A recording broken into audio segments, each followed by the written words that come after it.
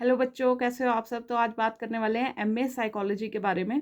तो MA psychology एक ऐसा कोर्स है कि जिसमें आप ना साइकोलॉजिस्ट सीधा बन सकते हो। साइकोलॉजिस्ट आप क्लिनिकल भी बन सकते हो, और आप ऑक्यूपेशनल इंडस्ट्रियल साइकोलॉजिस्ट भी बन सकते हो, और आप काउंसलिंग साइकोलॉजिस्ट भी बन सकते हो, राइट। तो एमए साइकोलॉजी देखो, ग्रेजुएशन के बाद 2 साल का कोर्स होता है, ठीक है। तो इसमें आप साइकोलॉजिकल ह्यूमन बिहेवियर के बारे में पूरा पढ़ते हो आप।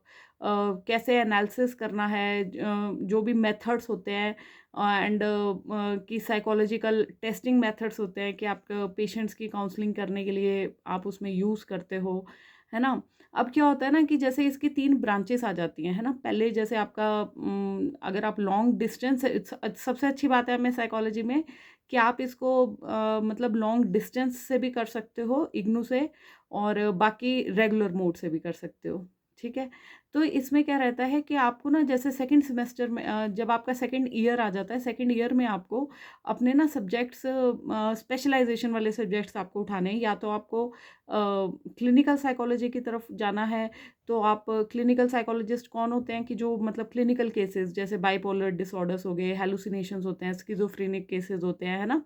तो ये जो लोग काम करते हैं, ये स्पेशली साइकेट्रिस्ट के साथ मिलके भी काम करते हैं, क्योंकि साइकेट्रिस्ट इनको मेडिसिन वगैरह देंगे। जो बहुत बिजी साइकेट्रिस्ट रहते हैं, वहाँ पे उनको ज़रूरत पड़ती है साइकोलॉजिस्ट की, कि हाँ भाई हम तो इनका मेडिसिनल ट्रीटमेंट दे रहे हैं, बट उसके बाद जो थेरेपीज देनी है या फिर जो काउंसलिंग सेशंस होने हैं, तो वो साइकोलॉजिस्ट से भी करवाते हैं, जहाँ पे बहुत ज़्यादा एस्टेब्लिश्ड होते हैं लोग, है ना। मेट्रोस में जैसे बहुत ज़्यादा क्लिनिक्स जहाँ पे वो हैं। और एक होते हैं काउंसलिंग साइकोलॉजिस्ट। काउंसलिंग साइकोलॉजिस्ट क्या है कि जो काउंसलिंग प्रोवाइड करते हैं, ठीक है। तो जैसे काउंसलिंग आजकल मैरिज में सभी को दिक्कतें आ रही है ना, या फिर स्ट्रेस हमारा इतना ज़्यादा बढ़ गया हुआ है, तो वहाँ पे दिक्कतें आ रही हैं आपको। शहर में आप जहाँ पे रह रहे हैं, वहाँ पे सिचुएशंस कैसी हो रही हैं, और हमारी लाइफ में बहुत सारी चीज़ें होती रहती है जब हमें किसी ना किसी की काउंसलिंग की ज़रूरत पड़ती रहती है। तो ये वो वाला फील्ड है। फिर आ जाता है इंडस्ट्रियल ऑक्यूपेशनल थेरेपिस्ट। तो ये वाला जो फील्ड है, ये इंडिया में अभी फ़िलहाल सिर्फ मेट्रोस में ही है, जैसे कि आपका जहाँ बहुत बड़ी बड़ी मल्टीनेशनल कंपनीज़ हैं, तो वहाँ पे पोस्ट रहती है। बाकी हाँ, एक काउंसलिंग और इनका क्या रहता है कि आप स्कूल्स वगैरह वहाँ पे भी एज़ काउंसलर आप काम कर सकते हो। प्लस एमए साइकोलॉजी में क्या होता है कि आपका ना सेकंड ईयर में आपका इंटर्नशिप रहता है, जो आपको करना होता है। अलग-अलग जैसे क्लिनिकल साइकोलॉजिस्ट हैं, तो वो आप हॉस्पिटल से करोगे, अंडर साइकियाट्रिस्ट करोगे, और बाकी काउंसलिंग साइकोलॉजिस्ट में आप स्कूल्स वगैरह से कर सकते हो, रिकॉग्नाइज्ड गवर्नमेंट हॉस्पिटल्स जहाँ काउंसलिंग की सुविधा है वहाँ से, इंडस्ट्रियल उसमें आप होटल्स वगैरह से कर सकते हो, ठीक है।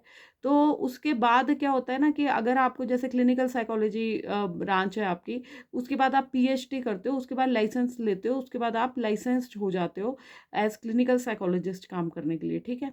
वही चीज़ आपके आगे जैसे इधर भी आएंगे, आप काउंसलिंग साइकोलॉजिस्ट साइकोलॉजी में अगर आप काम करेंगे, तो आजकल की जो लाइफ है ना, आप अपनी वेबसाइट्स वगैरह बना सकते हो कि हाँ भाई, आप चार्ज कर सकते हो कि हाँ भाई किसी से आप 20 मिनट बात करोगे तो आपका चार्जेस इतने हैं।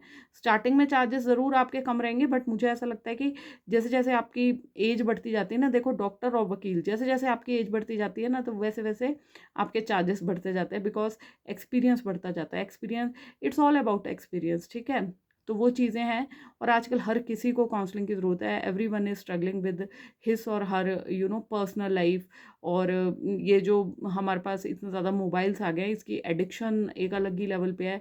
और जो बच्चे, कई बच्चे तो नशे में जा रहे हैं, तो डी एडिक्शन जो केंद्र होते हैं, तो वहाँ पे भी अलग से काउंसलर्स की ज़रूरत होती है कि जो आप लोगों को मोटिवेट करते हैं कि कैसे नशे की तरफ को दोबारा नहीं जाना है। मेडिसिन अपना काम करती हैं, बट जो माइंड की काउंसलिंग करना एक अलग से अपने आप में एक काम है। तो ये सब बातें हैं कि जो आपको दिमाग में होनी चाहिए। एमए साइकोलॉजी का जो दायरा है, बहुत ज़्यादा बड़ा है। तो ये मैं आपको इसीलिए बताना चाहती हूँ कि जिन बच्चों को ऐसा लगता है कि हाँ यार, हम बीएससी के बाद अब हम क्या करें, कि हमें भाई पेशेंट्स के साथ काम करना है, तो उनके लिए एक अच्छी इमर्जिंग फील्ड है ये। वो इवन एमएससी साइकोलॉजी भी होती है, जो कि आपके प्रॉपर कॉलेजेस में जाके होती है, और वहाँ से भी आप आगे जाके पीएचडीज वगैरह करके आपके नाम के आगे डॉक्टर लगेगा, और आपको 1-to-1 पेशेंट के साथ काम करने का मौका मिलेगा, ठीक है। बट अब वही बात है कि best of the best will survive. Others, और आपको खुद भी एक्सप्लोर करनी पड़ेंगी चीज़ें। और जो एमए साइकोलॉजी है ये भी बहुत ज़्यादा सैचुरेशन वाली ब्रांच नहीं है, बस बट यस ये ज़रूर है कि आप गवर्नमेंट जॉब्स की बात करें वो अभी फ़िलहाल कम है। आने वाले टाइम में हो सकता है कि जैसे कि फ़ॉरेन में भी हर इंस्टीट्यूशन में काउंसलर्स की जॉब होती है ना, तो हो सकता है आने वाले टाइम में काउंसलर्स की जॉब्स आएँ यहाँ पे भी। बट फ़िलहाल इसमें प्राइवेट में स्कोप है, और स्कोप की कोई लिमिट नहीं है, sky is the limit, I want to tell you students. तो जो लोग स्टक हैं कि हाँ भाई आगे क्या करें बीएससी के बाद, आप बीएससी किसी भी फील्ड में हो, इवन आप बीए हो, किसी भी फील्ड में आपका कोई सा भी फील्ड का बैकग्राउंड हो, तो आप एमए साइकोलॉजी के लिए वो एलिजिबल हो।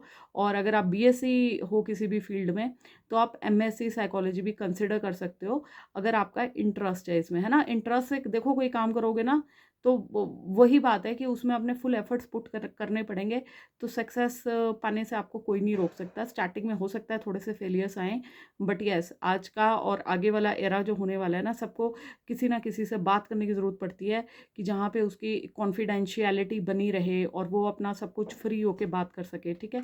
जैसे मेरा ये चैनल है, कई बच्चे मुझे पता नहीं अपना क्या क्या प्रॉब्लम्स डिस्कस करते हैं, तो this is sort of counselling sessions only I do with you all students, because हमने साइकोलॉजी अपने ग्रेजुएशन लेवल में पढ़ी होती है। जब हम बीडीएस करते हैं तो हम उसमें जो हमारा पीडियाट्रिक्स है उसमें हम चाइल्ड साइकोलॉजी पढ़ते हैं, तो बच्चों के साथ मुझे लगता है that's why I connect with you people, and बाकी लाइफ एक्सपीरियंसेस हैं, it's all about understanding each other. तो that's all about it, and बाकी भगवान सबका भला करे। हर हर महादेव, जय श्री राम।